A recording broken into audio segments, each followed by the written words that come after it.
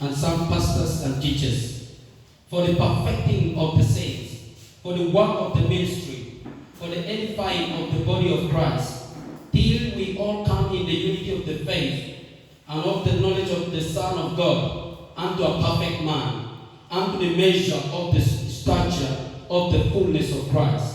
Then we will no longer be infants, tossed back and forth by the waves, and blown here and there by every wind of teaching, and by the cunning and craftiness of men in their deceitful scheming. Instead, speaking truth in love, we will in all things grow up into Him who is the head, that is Christ. Praise the Lord. So when we are speaking of growth, when we are speaking of maturity in Christ, tunapozungumzia kimo katika Kristo, I want to according to the word of Jesus, kulingana na neno la Yesu mwenyewe. Jesus said, Yesu alisema, let all people come to me. Acheni wote waje kwangu. And then his invitation now of him inviting people to his kingdom. Mwaliko wake wa watu katika ufalme wake. The Bible says, come the way you are, or come as you are. Maandiko yanasema ya kwamba njooni vile mlivyo. That is how God is calling each and every person. Na hivyo ndivyo Mungu anavyoita kila mmoja. He is calling, but let all come the way they are. Anasema ya kwamba njooni nyote vile mlivyo. Hallelujah. Amen. But now as you come and to meet Him, lakini unapofikia kupatana naye, when now that you reach into the family of Christ Jesus, ukiingia katika hiyo familia ya Kristo, there is another step that God now is expecting you to go. Kuna hatua nyingine ambayo Mungu anatarajia wewe kufikia. You come as you are, unaja vile ulivyo, but you don't come and remain as you are. Lakini hautabakia vile vile. You come and obtain the knowledge and to grow. Unakuja na unapata hekima ya kukua. Now Paul was telling the Ephesus church, Paulo anawazungumzia Waefeso, that in the church now, ya kwamba ndani ya kanisa, in an environment where people who came and to meet Jesus, katika mazingira ambayo umekuja kupatana na Yesu, in the church, katika kanisa, God has given the gifts. Mungu amepeana vipaji, and those are men now. Na hizo vipaji zimewekwa katika wanadamu. In the church you can get prophets. Katika kanisa utapata manabii. You will get pastors. Utapata wachungaji. You will get teachers. Utapata walimu. You will get apostles. Utapata mitume. And all these gifts, na hizi vipaji vyote, God has given them inside the church. Mungu amepeana vyote ndani ya kanisa. Or in Christ Jesus. Ama ndani ya Kristo. The Bible says according to King James Version, Biblia inazungumzia kulingana na mfalme Yakobo, for the perfecting of the saints, kwa ukamilifu ya watakatifu. And then you go on that word called perfection or perfecting. What does it mean when we say to perfect? Inamaanisha nini tunapozungumzia ukamilifu? The word perfecting in the Greek word is what we call katartismos. Katartismos. That's now a Greek. It is not that it sounds Sudanese. Katartismos. Praise the Lord. And the word katartismos refers to, refers to complete furnishing. Inamaanisha ama complete furnishing, to furnish or equipping of the regenerated believer, or born again. Hallelujah. It is a thorough furnishing or complete equipping of a born again believer. You come as you are, but there is a power in Christ that is to equip you to become a person that God owed you to be. Perfecting of the saints. You come as you are.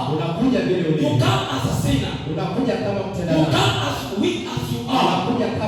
But there is a power in Jesus that is equipping the person to become a kind of a person that God needs you to be. Perfecting of the saints. So when we are speaking of perfection, according to this context, kulingana na haya mazingira, it does not mean that you are a kind of a person without a sin or without weaknesses. haimaanishi kwamba wewe ni mtu hauna madhaifu. But there is a way that God equipped a man. Lakini kuna vile Mungu anatengeneza mwanadamu. Or he energized that person. Ama anampa nguvu ule mtu to become a kind of a person that he intends to be. ili afanyike mtu ambaye yeye mwenyewe angependa kuwa. Equipping of the regenerated believer.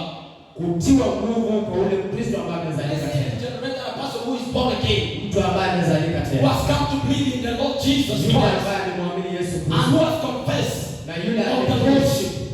Ukuu wa Bwana. Hallelujah. Are you getting that right now? The one who has confessed the Lordship of Jesus. Yule ambaye amekiri ukuu wa Bwana Yesu Kristo. In his heart. Katika moyo wake. Oh, praise the Lord. Amen. Now, you are being equipped. Wewe unatiwa nguvu. To be conformed. Ili ufananishwe. To the image. Katika mfano. To the image. Katika mfano. Of Jesus. Wa Yesu Kristo. And to the will of God. Na katika mapenzi ya Mungu. You see, in the church, katika kanisa, we might be so many in the church. Tunaweza kuwa wengi sana kanisani. But not until you be conformed to the image of Jesus. Lakini ni mpaka itakapofikia wakati utafananishwa na mapenzi ya Mungu. And you be empowered to capture the will of God in your life. Na utiwe nguvu ili kwamba ushikilie mapenzi ya Mungu katika maisha yako. You are not yet there. Bado hujafikia pale. Oh, praise the Lord. Are you getting that right now? Sijui kama tunapata. Perfecting of the saints. Ukamilifu wa watakatifu. Encountering the perfection of the Lord Jesus. Kupatana na ukamilifu wa Yesu Kristo. And it is one of the things that Paul says in the book of Galatians. Na ni kitu moja ambacho tena Paulo anazungumzia katika Wagalatia. I want us to open the book of Galatians chapter number 4. Fungua Galatia kifungu cha 4. Verse 19. Mstari wa 19. I remember this was it was a message that once our dad here preached when we were there under the tent. Ni ujumbe ambao ulihubiriwa siku moja na baba yetu hapa pale tukiwa kwenye tent. The book of Galatians chapter number 4 verse 19. Wagalatia 4 mstari wa 19.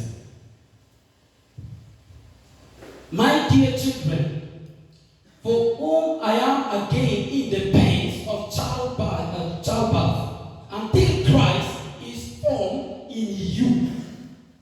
Watoto wangu wapendwa, ambao kwamba nawaonea utungu tena mpaka Kristo aumbike ndani yenu. You see, the Paul reaches a kind of an extent. Paulo anafikia kiwango ambacho, you know, once he was having now a fear of, he is having a burden of getting those people who are outside Jesus to come to church. Yeye amekuwa na mzigo wa kuchukua watu ambao wako nje kuingiza kanisani. But his burden does not just end there. Lakini huo mzigo haujasimamia pale. It is not just enough for a person just to come and sit in the church. Haijatosheleka kabisa mtu kukaa kanisani. Coming on Sunday, going, coming Sunday, going, coming Sunday, going. It is not just like that. Si hivyo tu kuingia na kutoka. Paul says, Paulo anasema, I am in a childbirth pain. Mimi niko katika utungu ambao ni wa kuzaa, ama utungu kama ule mtu anazaa. That he was really expecting, ya kwamba yeye alikuwa na matarajio to see that the born again believer was come to church. kuona yule mtu ameokoka ameingia kanisani. That making Jesus Christ whom we are speaking, ya kwamba huyu Yesu ambaye tunamzungumzia, that he might be formed inside of them, aweze kuumbika ndani yao. You see, not until Jesus Christ is being formed inside of you, Ni mpaka pale Yesu atakapokuumbika ndani yako, that you are the son of God. utafanyika kuwa mwana wa Mungu. You are a daughter of the Lord Jesus, of our God. Mtoto wa Mungu. Oh, praise the Lord Jesus. Until Christ is being formed inside of you, Ni mpaka Yesu aumbike ndani yako, that you have really captured the will and you are being conformed to the image of Jesus. utafikia kiwango ya kushika mapenzi na kufananika pamoja na Kristo. That's why most of the things in the kingdom of God, God will not just do God cannot interact with a man who has not been equipped. Ndio maana vitu vingi katika ufalme wa Mungu, Mungu hawezi kufanya na ule mtu baada hajatiwa nguvu. In the book of Galatians chapter number 4 verse 1 to 2. Katika Galatia 4:1-2. The Bible says, Biblia inasema hivi. and so long as here is a child, Anasema ikiwa mrithi bado ni mtoto, he differeth not from a slave. hana tofauti na mtumwa. Praise the Lord Jesus. He differeth not. Yeye hana tofauti. Hallelujah. I want us to read that one tuone vizuri. Inasema hivi. What I am saying is that as long as an heir is under age, he is not different from a slave. Although he owns the whole estate, the heir is subject to guardians and trustees until the time set by his father. Lakini nasema ya kuwa mrithi wakati wote awapo mtoto hana tofauti na mtumwa, ingawa ni bwana wa yote.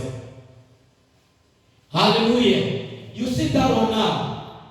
You come to church and you don't have to remain the way you come. Unaingia kanisani lakini unahitajiki kubakia vile uliingia. There is a process that God has determined. Kuna hatua ambazo Mungu Or ameweka. there is a process that God needs you to go through. Kuna viwango ambazo Mungu anataka You ufike. come and you come and get the word of God. Unakuja na unapatana na neno la Mungu. You come and get the word of Jesus. Unakuja na unasikiliza neno la Kristo. Paul at once he was speaking to the people of Corinth. Paulo siku moja alikuwa anazungumzia He Wakorintho. was speaking to them. I speak unto you not as a spiritual people, Anasema ninawazungumzia si kwamba watu wa not as a mature people, si kwamba watu ambao wamepata, but as a mere people of the world. kama watu wa kawaida tu wa Mungu. And I think you will remain not to your solid food. Na mimi ninawalisha si kwa chakula kidogo.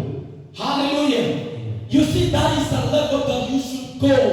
Hiyo ndio kiwango ambacho tunafaa. Not every day being fed with what we call milk. Si kila wakati kulishwa tu na maziwa. You should proceed from that state, or from that state now, going to be fed on what we call solid food. Ni lazima utoke katika kiwango cha maziwa ule chakula kidogo. And in this one, we are speaking of milk. Those are the people who we are speaking unto them. You have to love the Lord.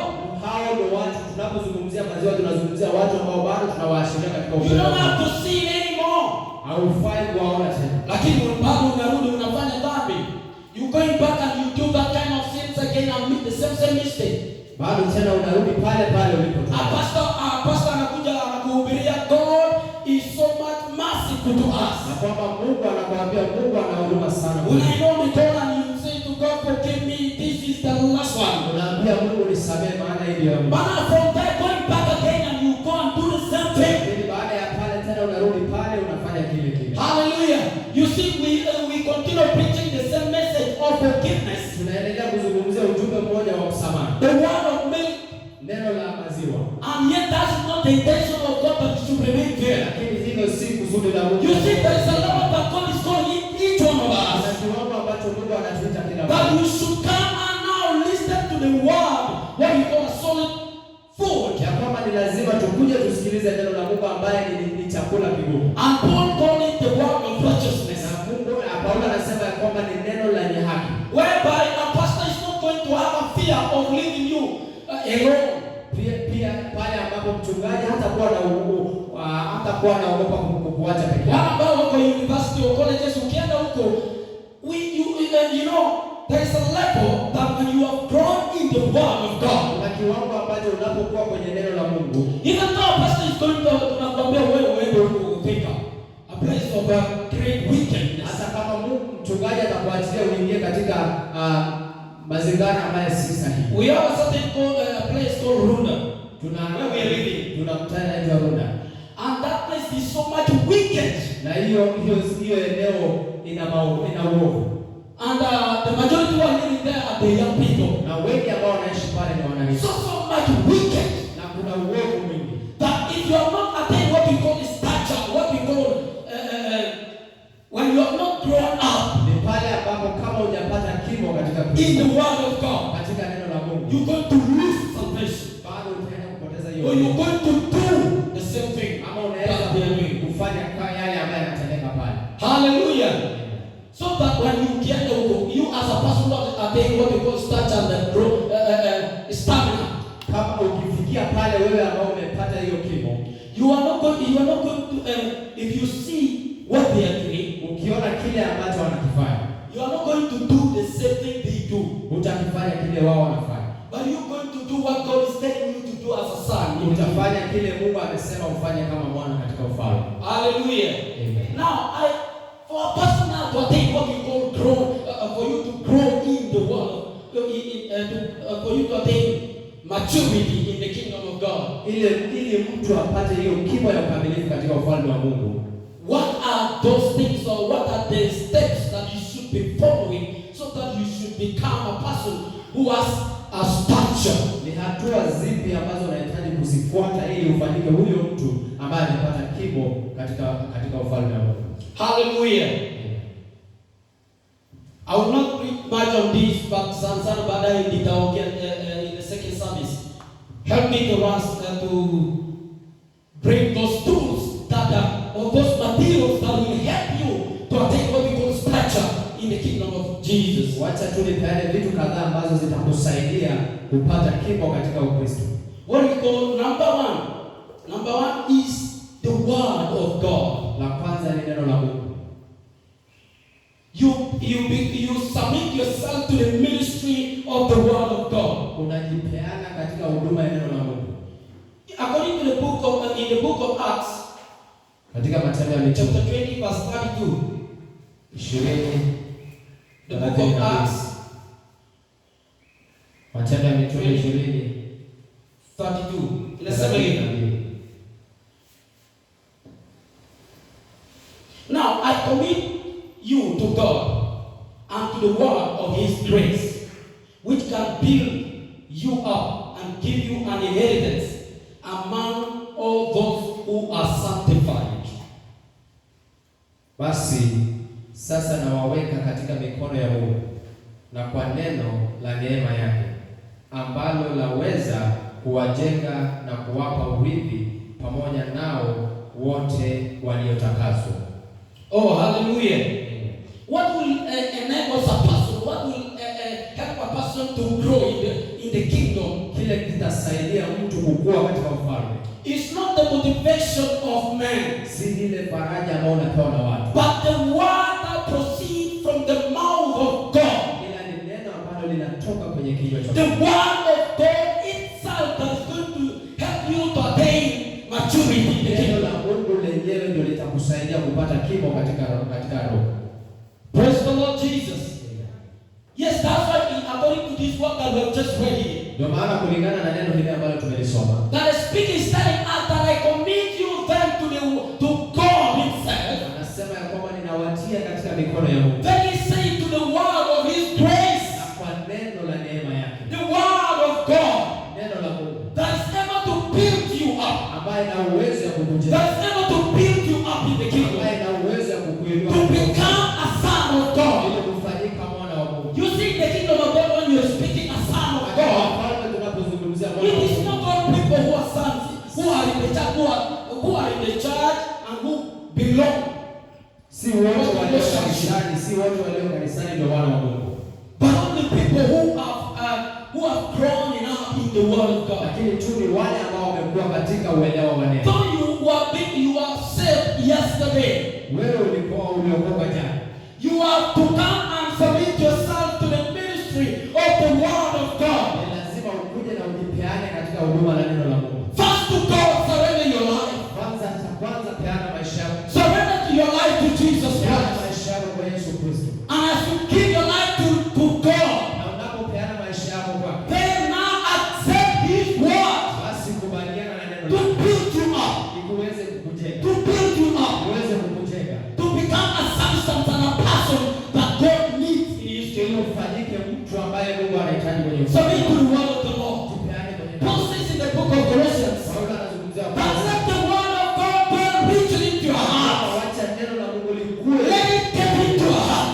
Wacha liingie kwenye moyo wako. Let the whole counsel of God be within you, Wacha hiyo mambo yote ya Mungu yakuwe so that it is going to build you up, ili kwamba yaweze kuwajenga, so that it's going to make you to be a person that God needs. ili kwamba yaweze kuwafanya watu ambao Mungu You anataka. see, nowadays, Katika siku hizi something that I've seen, kitu ambacho nimekiona, people are coming to church watu wanaingia and kanisani, they mistaken or they stay in the church lakini wanakosa tunakosea kukaa kanisani. They say that because they are coming to church, Wanasema kwa sababu tunakuja kanisani, they have attained what we call maturity.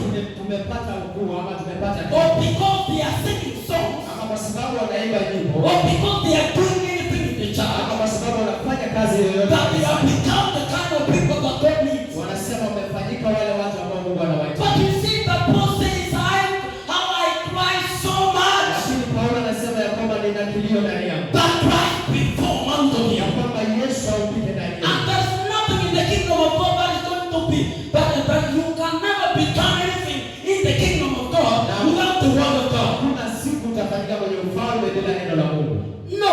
Hakuna. God has said everything in His word. Mungu ameweka kila kitu kwenye neno lake. Every blessings of God are in His word. Kila baraka ya Mungu iko kwenye neno lake. The lifting of God in His word. Katika kuinuliwa kwako ni kwenye neno lake. Instructions of life are in His word. Ishara zote ama mwelekeo wa maisha iko katika The neno lake. grace of God in His word. Neema yake inapatikana You kwenye see that the one thing when the Bible says the word of His grace.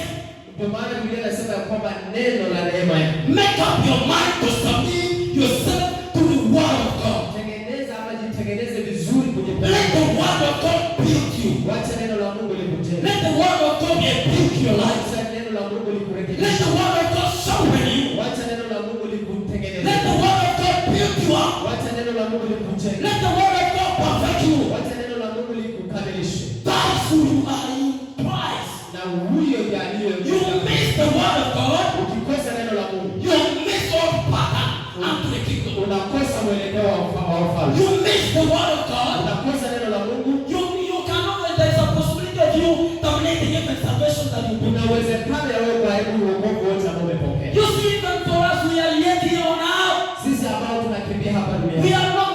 God has not yet taken us to that other place. bado Mungu hajatupeleka katika There is a ufalme. reason as why we are here. Kuna sababu ambayo tuko hapa. We are building this structure Tunajenga haya hii jengo that we might come here and learn the word of ili God, kwamba tukuje tusome neno la Mungu, to become the children of God, ili tufanyike wana wa Mungu, to become the children of God. ili tufanyike wana wa Mungu. James said, Yakobo anasema, do not just be mere hearers of the word of God, tuwe tu watu wa kusikiliza neno la Mungu, but be doers of the word of God. lakini uwe watendaji wa neno la Mungu. You see, the word of God is going to beautify you. Neno la Mungu linaenda kukufanya uzuri.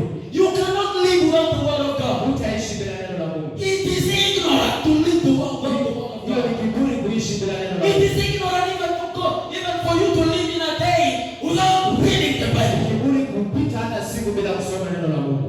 Read the word of God. Soma neno la Mungu. Get the Bible and read the word of God. Chukua Biblia na usome It neno la is Mungu. going to build you. Inaenda It's kukujenga. going to bless you. Inaenda kukubariki. Read the word of God. Soma neno la Mungu. Get the Bible. Pata Biblia. Read the word of God. Soma neno la Mungu. Be submissive to the authority of the men that God has sent over your life who are teaching you the word of God. Unyenyekee chini ya watu ambao Mungu amewaweka. Learn from them. Jifunze kutoka kwao. Learn from them. Jifunze kutoka kwao. And put the word of God upon your soul. Na iweke neno la Mungu katika nafsi yako. You see, we cannot proceed without the word of God in our lives. Hatutaendelea bila neno la Mungu kwenye If maisha. we call ourselves a Christian born again, Kama tunajiita Wakristo ambao tumeokoka, it is going to be a noise without the word of God. itakuwa tu ni kelele bila neno la Mungu. Hallelujah. Yes, get the word of God. Jua neno la Mungu. Get the word of God. Ipate neno la Mungu. Put it upon your soul. Iweke kwenye nafsi yako. It's going to guide your steps. Itaenda kukulinda. It's going to guide you Itaenda kukuongoza to the eternal place where God is calling you. katika uzima wa milele ambao Mungu anakuitia. Hallelujah. Amen. Salvation will be in vain in your life when the word of God is not there, because there is a possibility you will end up protesting. Wokovu haitakuwa tu ya bure wakati neno la Mungu lipo hapo, lakini kuna uwezekano wa kupoteza wakati Bible unao. says we all them trembling. Handle your salvation. Biblia inasema ya kwamba katika kuogopa ishikilie imani By the word of God. kupitia neno la Mungu. Are we together? Yes, let the word of God be in you. Wacha neno la Mungu liwe ndani So richly. katika utajiri wake. Number 2. Ya pili, What will help you now to grow to attain stature in Christ? kile kile kitakusaidia kupata kimo katika Kristo. Intentional submission to the ministry of the Holy Spirit. Submission to Holy Spirit. Kujipeana katika Roho. You submit your life to Holy Spirit. Kujipeana katika kwenye Roho. Jesus, according to the book, in the book of John, Yesu kulingana na Yohana. Book of John 14. Yohana 14. 14 verse 16. Mstari wa 16. Or we can begin from 15. I love this one. Nasema hivi, if you love me, keep my commandments or my commands. And I will ask the Father, and he will give you another advocate to help you and be with you forever. The Spirit of truth. The world cannot accept him because it neither sees him nor knows him. But you know him, for he lives with you and will be in you. Amen. Mkinipenda mtazishika amri zangu, nami nitamwomba Baba, naye atawapa msaidizi mwingine, ili akae nanyi hata milele. Ndiye Roho wa kweli, ambaye ulimwengu hauwezi kumpokea, kwa kuwa haumuoni wala haumtambui, bali ninyi mnamtambua, maana anakaa kwenu, naye atakuwa ndani yenu. So I say in the book of Galatians, I want us to read also the book of Galatians. Pia tukiangalia katika Wagalatia. Let's andika chini mimi nikisoma tu because we don't have time. Galatians chapter 5 verse 16. Galatia 5:16. So I say, live by the Spirit, and you will not gratify the desires of the flesh. Basi nasema, enendeni kwa Roho, wala hamtazitimiza kamwe tamaa za mwili. Hallelujah. Submission to the work of the Holy Spirit in your life. Kunyenyekeza katika kazi ya Roho katika maisha yako. Let the Holy Spirit to guide you. Wacha Roho akuongoze. Praise the Lord. In the book of Romans, katika Warumi tena 8:14, the Bible says 8:14, that those who are led of the Spirit, nasema kwamba wote ambao wameongozwa na Roho are the children and the sons of God. Ndiye wana wa Mungu. You see, you must commit your life to Holy Spirit. Lazima ujipeane katika Roho.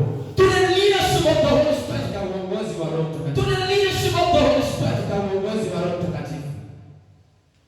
If you want to grow in the kingdom, kama unataka kupata kimo katika ufalme. If you want to grow in the kingdom, kama unataka kupata kimo katika ufalme. Jesus says, I will ask the Father. Yesu anasema kwamba nitamuomba Baba. I will ask the Father. Nitamuomba Baba. And he will send unto you another helper. Atawatumia msaidizi. And he will come to you. Na atakuja kwenu. The Spirit of truth. Roho wa kweli. I am going away from you. Mimi ninawaondoka. But he will come and live with you. Lakini yeye atakuja kuishi. The world cannot receive him. Dunia haitampokea. You see, not every person can receive the Holy Spirit. Si mtu yeyote ambaye atampokea Roho Mtakatifu. Only the sons and the children of God. Wale tu ambao ni wana na ni watoto. If you are a child of God, kama wewe ni mtoto wa Mungu, give yourself to the Holy Spirit. yaani katika huduma Let the Holy Spirit lead you. wacha Roho wako. Submit to the Holy Spirit. Yaani kwenye The Holy Spirit is going to make your life. Roho anaenda kukutia. He's going to help you. Anaenda kukusaidia.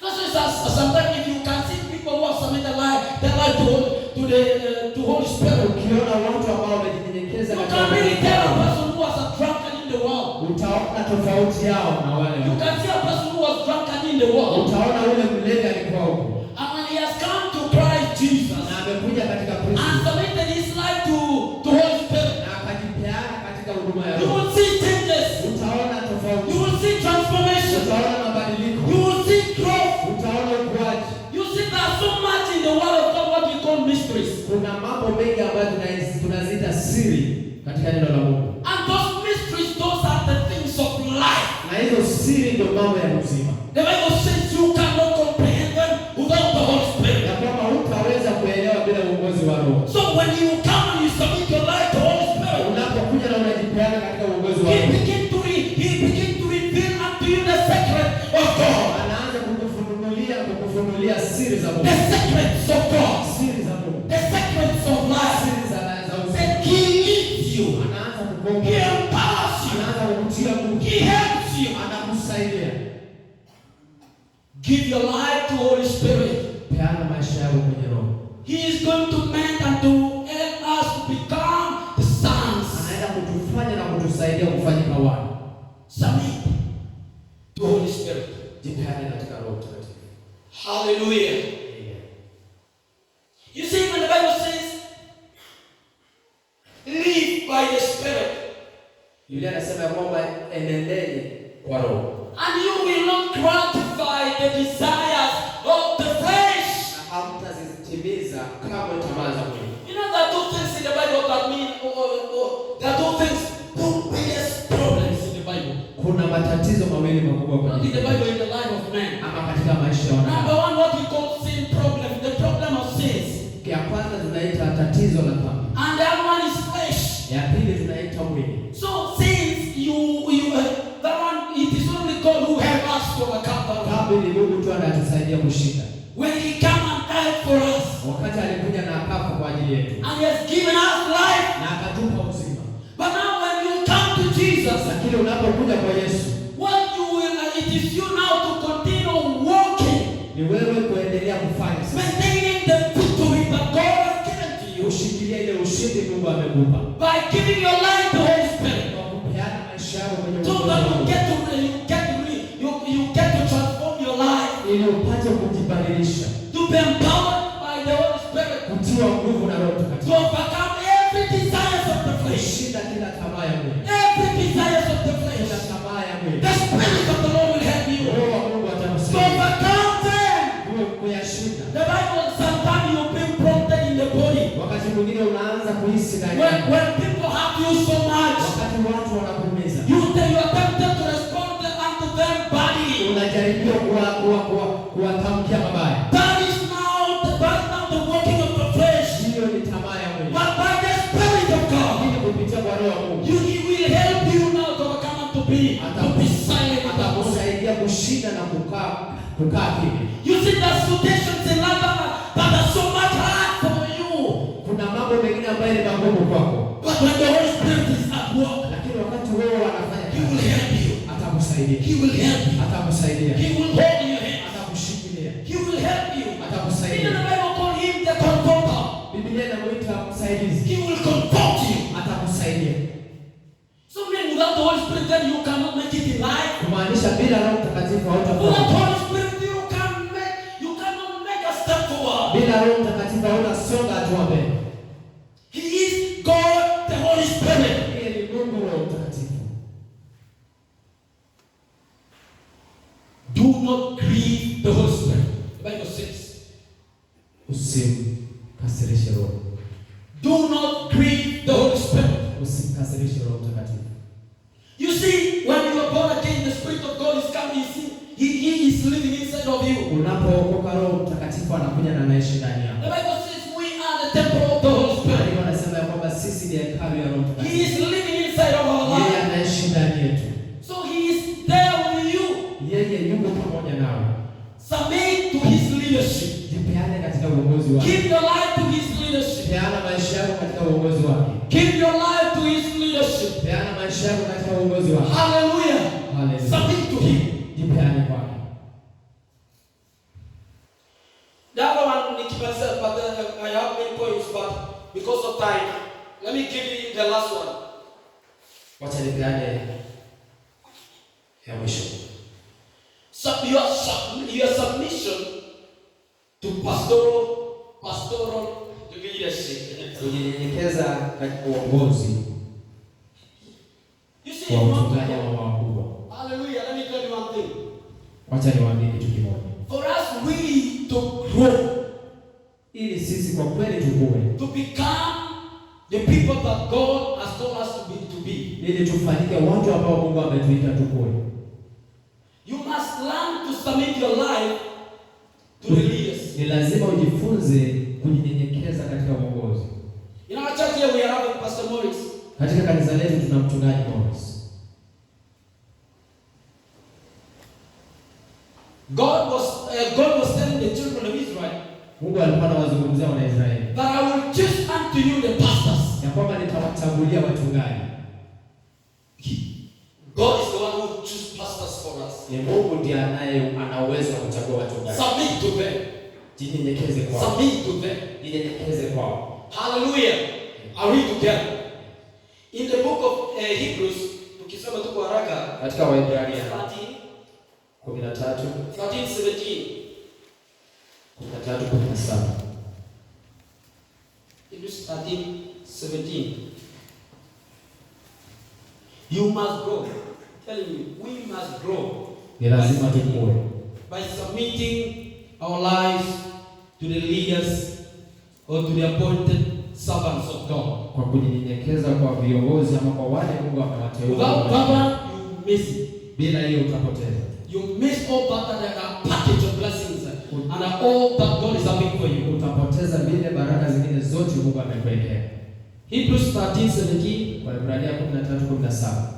The Bible says, have confidence in your leaders and submit to their authority, because they keep watch, oh my God, over you as those who must give an account. Do this so that their work will be a joy, not a burden. For that would be of no benefit to you. Watiini wenye kuwaongoza na kuwanyenyekea, maana wao wanakesha kwa ajili ya roho zenu, kama watu watakaotoa hesabu, ili kwamba wafanye hivyo kwa furaha, wala si kwa kuugua, maana isingewafaa ninyi. Obey your, I read in the Amplified, I want to read around to bring so much clear. Obey your spiritual leaders.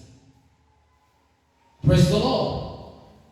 Yeah. Obey your spiritual leaders and submit to them, continually recognizing their authority over you. For they are constantly keeping watch over your souls and guarding your spiritual welfare. As men who will have to render an account of their trust, do your part to let them do this with gladness and not with saving and groaning, for that would not be profitable to you either. Hallelujah.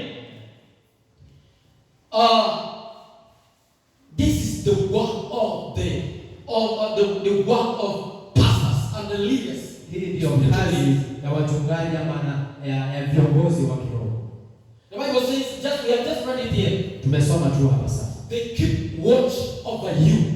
Wanakaa wakikesha kwa ajili ya roho zenu. Oh, the Bible says they are the one who guards constantly your souls. Ni wale ambao wanakaa kukesha kwa ajili ya roho zenu.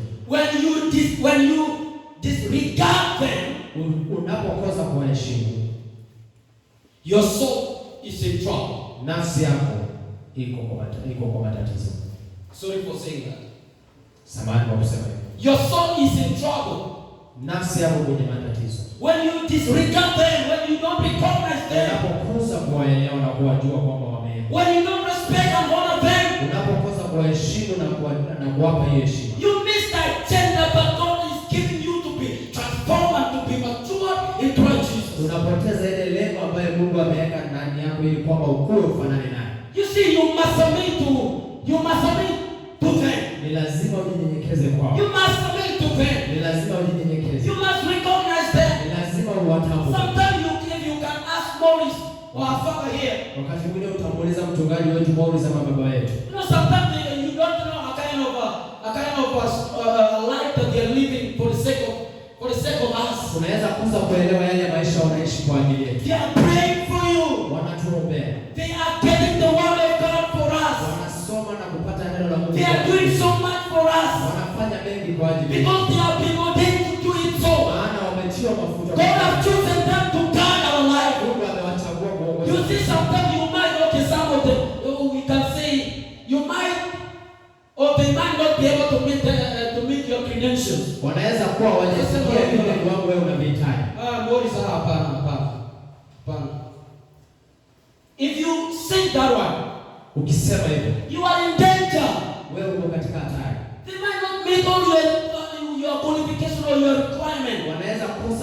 kufikia kile ambacho But unakihitaji. you choose them. Lakini Mungu anawateua. God has ordained them for you. Mungu amewateua. Submit to them. Jinyenyekeze. Learn from them. Jifunze kutoka kwao. Keep the words. Weka neno lako. It is a process that God has given to us. Ni hatua ambayo Mungu ametupa. They are a blessing that God has given to us. Ni baraka ambayo Mungu They ametupa. are the gift that God has given to us. Zawadi ambayo Mungu ametupa. Let us honor them. Basi tuwashikilie. Let us love them. Basi tuwapende. So that we learn from them. Ili kwamba tujifunze. And obtain alive, equipped, alive, mature, Na tupate maisha ambayo yamepata kimo. alive, that is being conformed to the image of Jesus Maisha Christ. ambayo yatakuwa yamefananishwa katika mfano wa Yesu. Alive that captures the will of God. Maisha ambayo yanapata upatanisho kwenye mapenzi ya Mungu. Me to your leaders. Sinyenyekeze katika So tumeanza tukisema number one, the word of God, for you to build up your life. ya kwanza tulisema jua neno la Mungu. Second thing is the submission to the Holy Spirit. Ya pili, Ministry of the working of the Holy Spirit. kujipeana kwenye kazi ya Roho Mtakatifu. Number three, Ya tatu, your leaders, they are very much important. na tatu nijinyenyekeze katika viongozi wetu. As far as salvation that God has given us that God has given to us, Ikiwa una hiyo wokovu ambayo Mungu amekupa, you must follow all these patterns. ni lazima ufuate hatua hizi. For you to be thoroughly furnished and to be effective to the ministry that Ili God uweze has given you. kujumulishwa ama kufanyika bora katika huduma ya ukuaji. So, tumemaliza. On to, yes, you can pray and you can tell now God, just in 1 minute, just tunaweza keti hivyo. You just have to, I know the word of God is always when it is being